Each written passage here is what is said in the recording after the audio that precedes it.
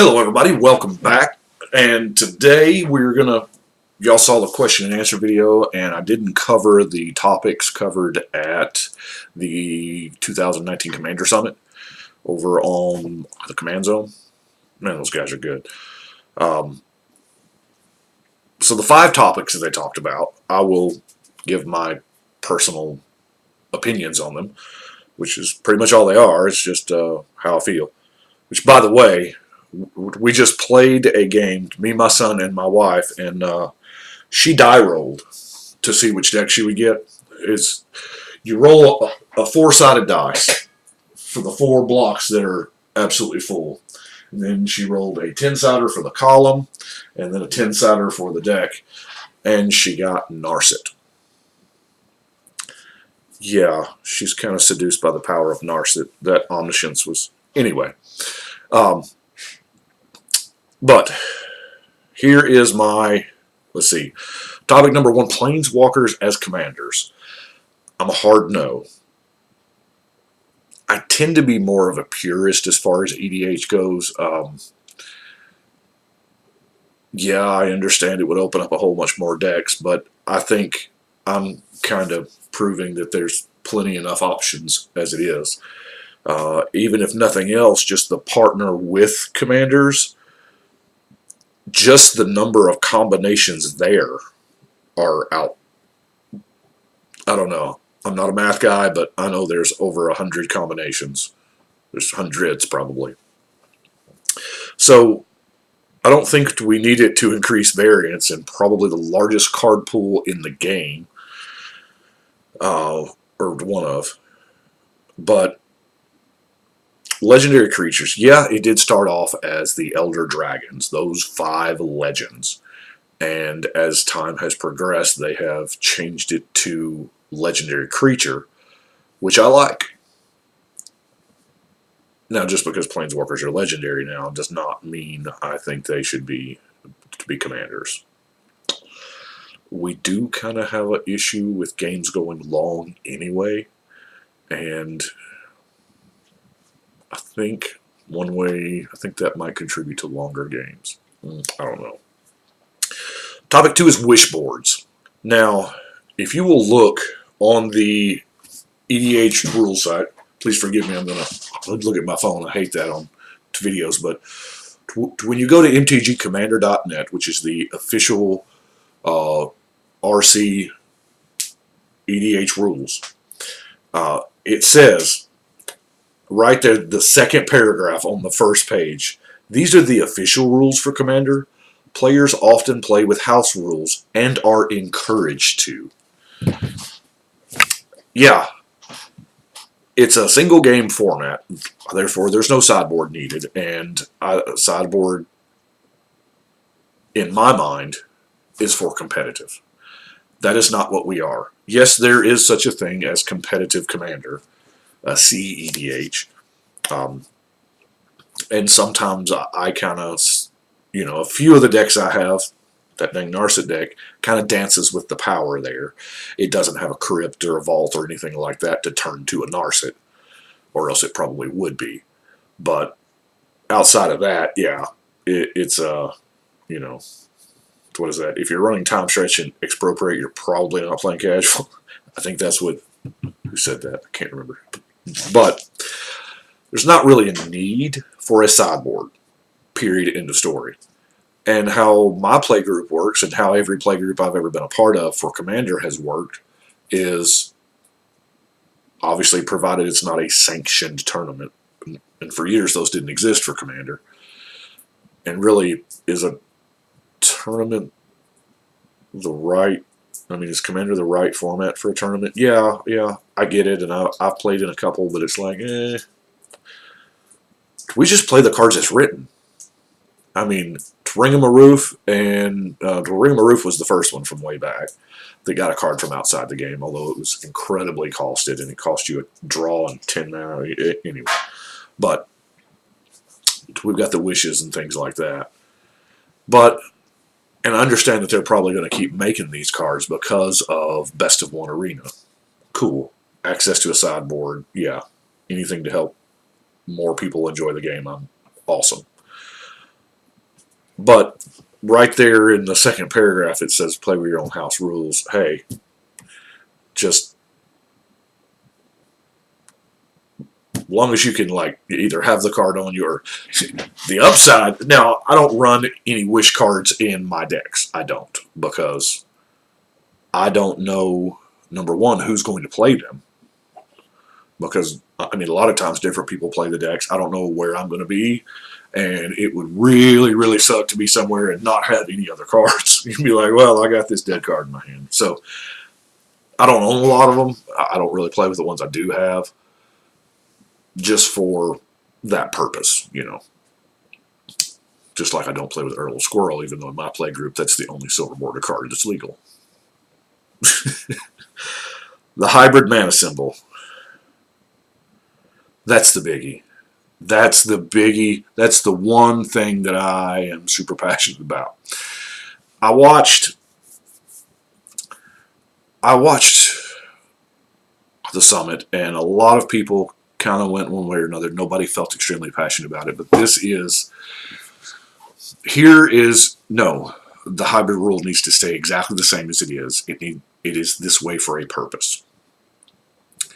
And while yes, you can play Figure of Destiny in a mono white deck or a mono red deck, I get it. It is printed as a red and white card on purpose. Now, if you and I say this, the reason why I'm so passionate about it is, yes, those cards will pick up the Nature's Chant. It just happens to be handy. It happens to be hybrid. Nature's Chant. Let's see if I can't get that close. Y'all know what it does.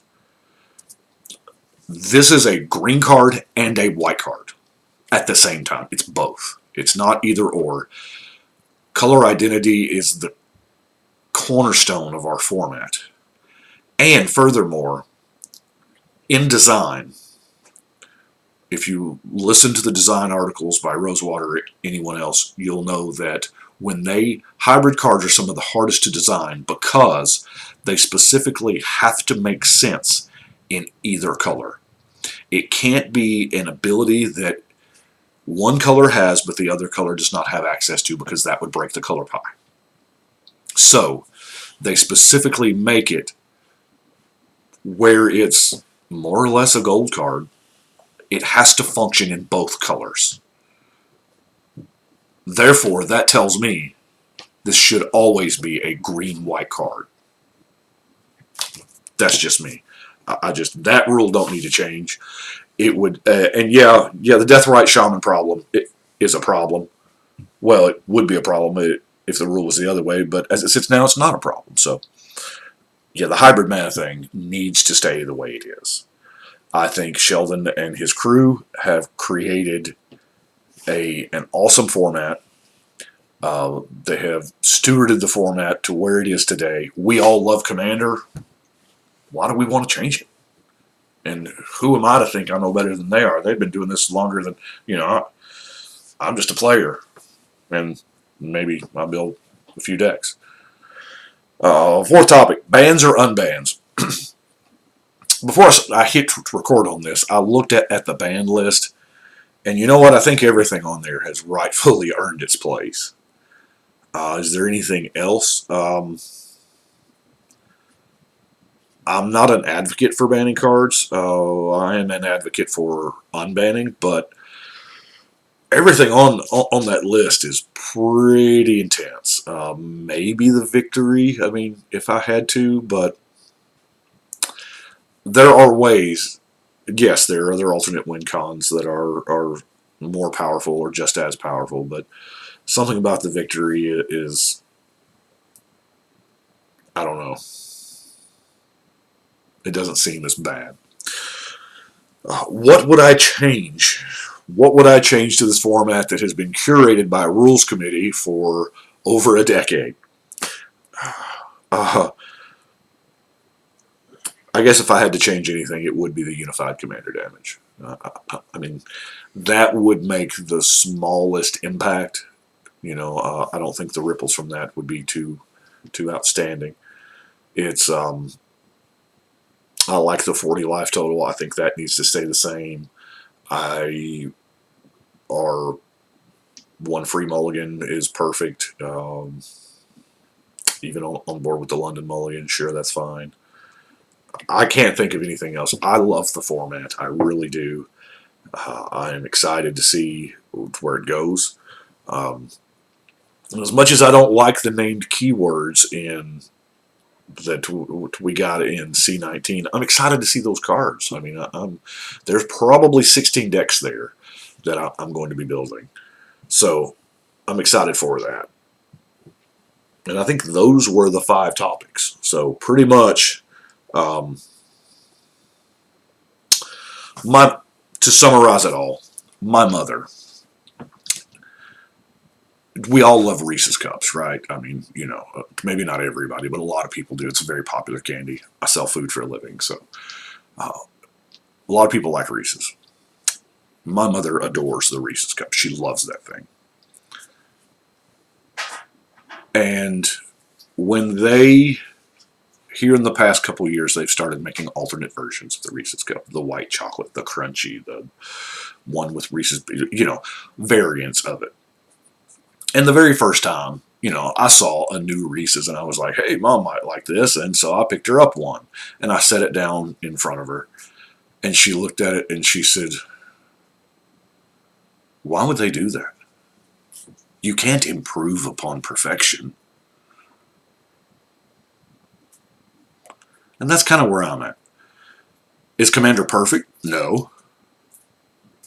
But it can be. Sitting around, I mean, you know, a lot of people ask, you know, about the Playgroup and whatever, and I'm just like, well, it's a bunch of friends sitting around a table having a good time. We just have to be playing Magic because it's something we all love, you know.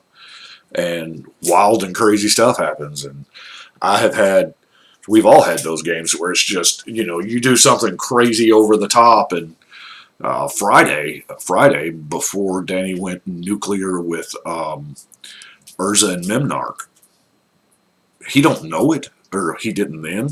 He didn't know that he had to win that turn.